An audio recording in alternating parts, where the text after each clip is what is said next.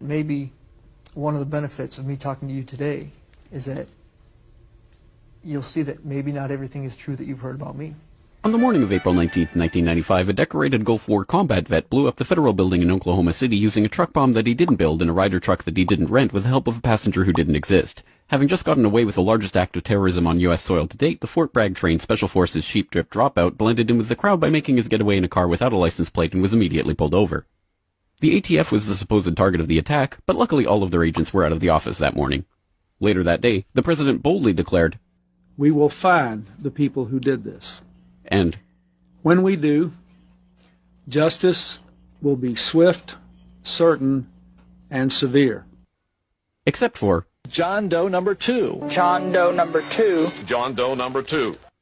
who, according to the FBI, never existed. In McVeigh's unprecedented 3.5-week trial, the prosecution didn't show the CCTV footage of him and John Doe number 2 parking the Ryder truck. Didn't explain why 24 separate witnesses mass hallucinated the existence of John Doe number 2. Didn't explain why the government was testing truck bombs and the Army was storing Ryder trucks at Camp Gruber right before the bombing, and didn't talk to the FBI informants who blew the whistle on the plot. But they did collaborate with the CIA, and they did convict McVeigh as the lone wolf bomber and Terry Nichols as his bomb-constructing accomplice. Still, a bunch of crazy conspiracy theorists, including 300 bombing victims, insist on talking about facts and evidence and refuse to simply believe what they've been told a million times by people in tailored suits with well-coiffed hair.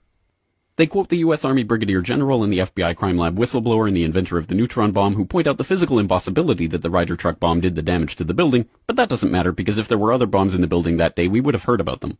The second explosive was found and defused. I think he said another bomb. The Justice Department is reporting that a second explosive device has been found.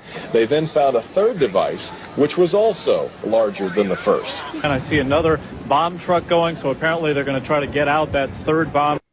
The FBI claims to have lost the footage showing McVeigh and John Doe number 2 parking the truck in front of the Murrah building that morning, but that's understandable because the Bureau has a lot of important evidence to store. Terry Nichols insists the FBI was involved in the plot, but thankfully a judge has saved us the trouble of listening to him by preventing lawyers from deposing him.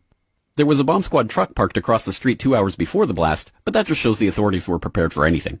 And other documents obtained by 2020 show that someone called the Executive Secretariat's office at the Justice Department in Washington and said the Murrah building had been bombed.